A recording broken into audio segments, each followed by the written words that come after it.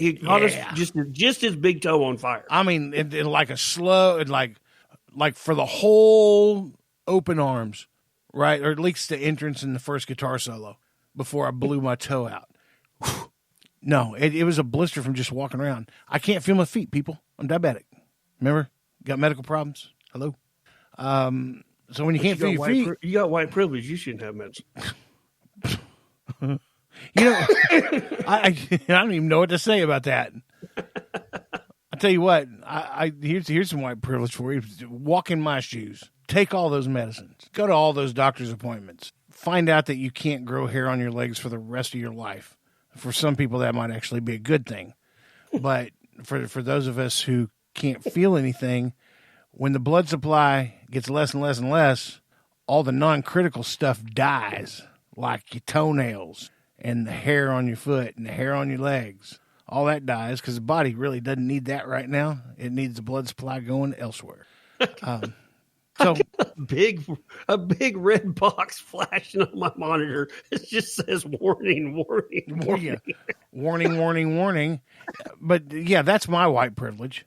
You want some? I just don't understand that term. I really don't. And for some reason, if you're not using it, it means you're racist. And no, it means I don't believe in it. And I haven't ever done anything to the black community, so I don't owe them an apology. Well, look at Darrell Wallace Jr., NASCAR driver. He's half black, and you know he's into he's supporting Black Lives Matter and all that mess. That's fine, you know, whatever. But don't call out somebody about their white privilege when your background, you're a race car driver. That started somewhere. Where'd that start? With your white dad and your black mom, who bought you a race car when you were 6 years old and brought you up from that. I didn't have that crap. Didn't have that privilege growing up, did I? So is that black privilege, Mr. White Privilege Caller? Really? No, here's the deal, man. I've heard, and it's based on numbers, so I can see why it was said that, you know, there's this problem in the black community because there's so many black kids growing up without a dad in the picture. And I do see some validity to that, but I also know, like your situation growing up, and you didn't have a father figure. Yeah. You know, when I was growing up, I mean, my parents were married, but my dad was a cop and worked part-time jobs to support his family. We didn't see my dad very much. I mean, I guess it just didn't happen a whole lot. And if you did, it was kind of like, well, he got up, he got ready for work, and you just saw him for a couple of minutes, maybe a half hour, and he was gone. Yep. So I didn't, but that didn't, any troubles I've ever had, as far as the law is concerned, it wasn't because my dad wasn't there.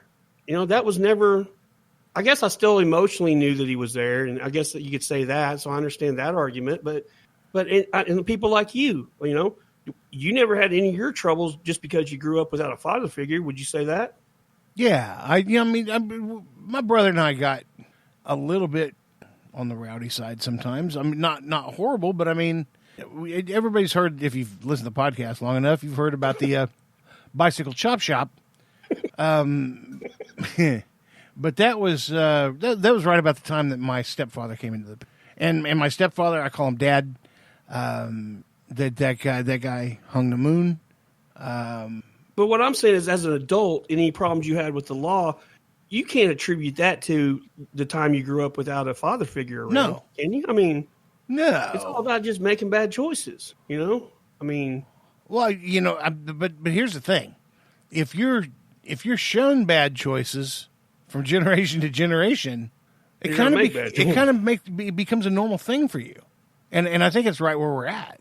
You don't have responsible adults raising kids at that point. You know, they may love their kids and all that mess, but if you're doing bad stuff and you get arrested every once in a while, you know, the kids know it. Kids are not stupid. They're eventually going to catch on. But they learn from their environment. And if that's the environment that you give them, that's the environment they're going to have when they grow up.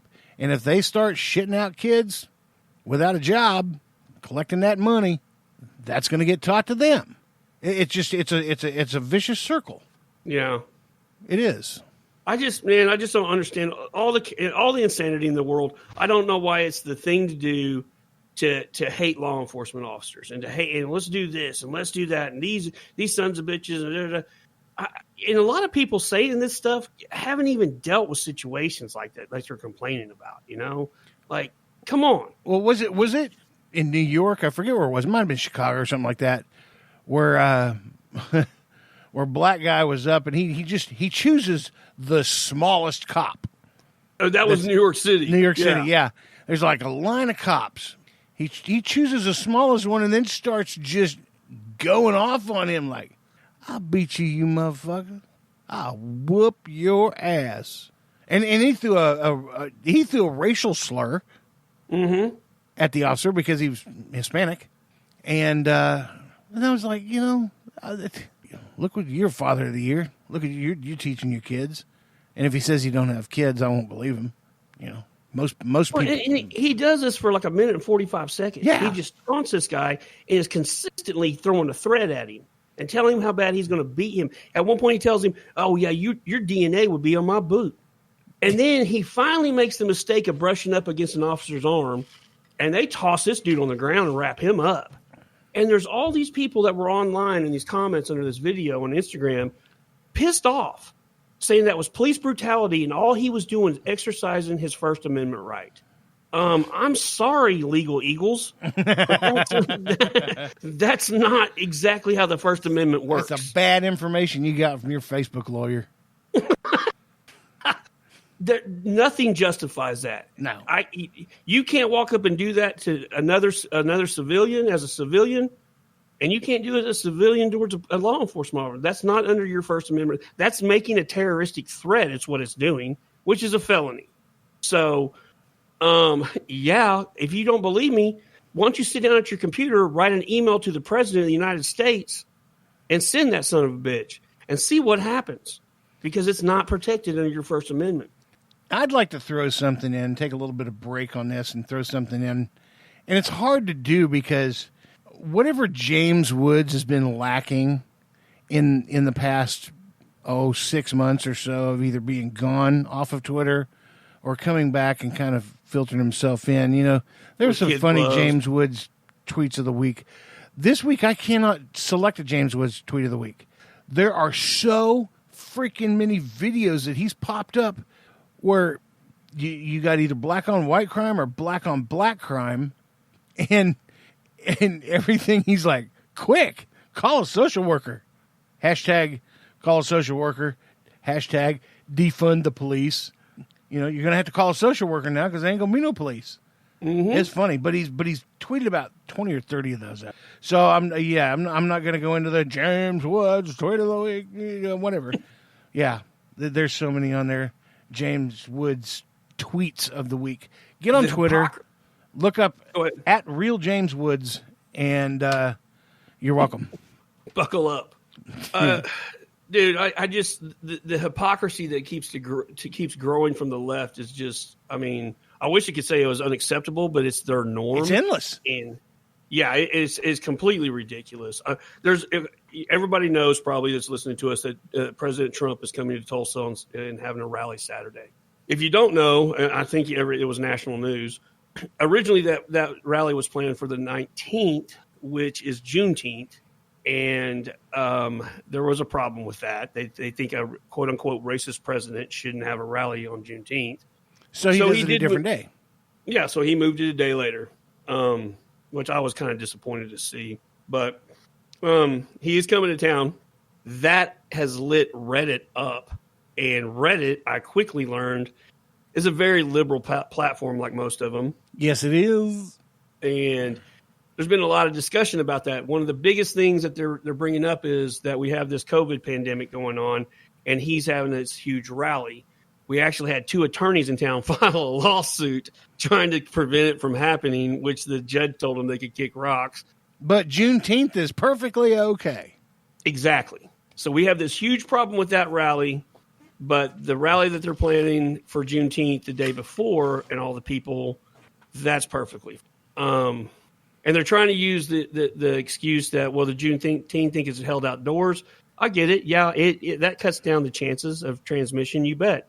But there's not. You guys can't honestly say that there's social distancing going on at these events.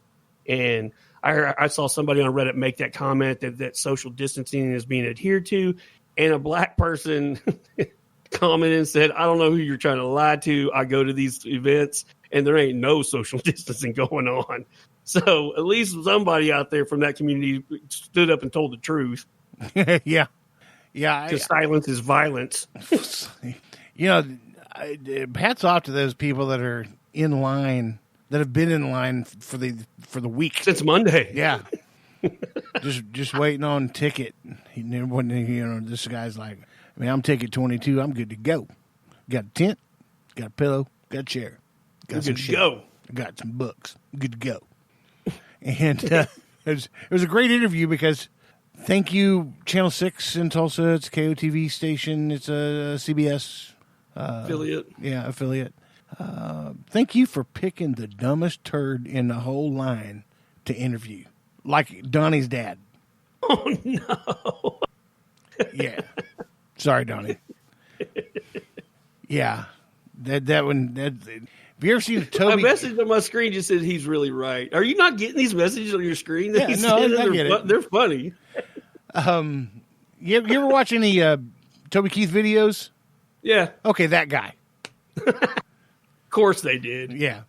You know what? If we were camped out, you know what we would do? We'd have somebody donate us a bunch of cardboard boxes, and we would cut them. We have them cut to like those look like barriers, and we would set up our own Chaz down there. We could totally make fun of Chaz while we're there. Chaz. It'd have to mean something different for the acronym. Trump. Yeah. Yeah. Yeah, man. That whole thing is still going on. Can you believe that? Chaz or CHOP or whatever. Well, I don't even know what CHOP stands for. Now we're just getting stupid. The Capitol Hill. Yeah, that's all I got. Oppression poppers. I don't know. I don't know. Opioid poppers. Capitol Hill opioid poppers. Well, yeah, I guess that whole little socialist experiment is failing tremendously. I mean, but they still have power. They still have power. Anybody that tries to use the argument that Antifa is just a bunch of unorganized high school kids, look what they're pulling off in Seattle. Yeah, it's I realize not high school kids. You got your own territory, but your mayor sucks. Yeah. Well, I thought, that's like everybody keeps saying. I thought these socialist liberals don't believe in, closed borders and armed security, but they have all that there. Like, what? Yeah, the leader of that can't even lead. They can't even lead the regular people, much less the blind. Don't you read the point that Trump needs to step in? I think so. Because if he doesn't, I think there's going to be some militias that step in. I think we can do it with paintballs. I think we can do it all paintball. I think we can just go in there and not give a shit how they identify and just call them what they are. Hey, boy, sit down. Hey, girl, sit down. That'll hurt their feelings so bad. Yeah, because everything's androgynous now. You gender neutral. You can't. Yeah. Go in there and put gender terms on them. That'll devastate them emotionally. And when they're curled up in the fetal position crying about it, then they can just handcuff them and tote them all off. I mean, it seems simple to me. Hey, put these bracelets on. No. Give you about 30,000 rounds of red out of my gun. Yeah. Put them bracelets on now. Okay. That whole thing's just crazy to me up there. I can't believe I honestly can't believe it's gone on this long, and the National Guard hadn't went in there and start handing people their ass. Y'all need to give up now, because I'm loading with some yellow. I'm coming at your ass with some yellow ones this time. You know how you do that, though? You freeze them. You freeze a paintball, and they hurt. Oh, man, they hurt. Point blank, there's a guy on YouTube. Look it up. It's like paintball under skin or something like that. Dude got shot with a paintball at really close range. And that paintball penetrated him. Oh. Yeah. Ow, and didn't break.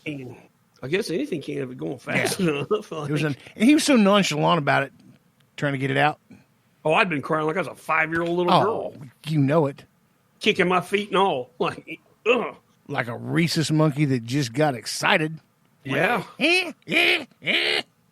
all over the place. Good God.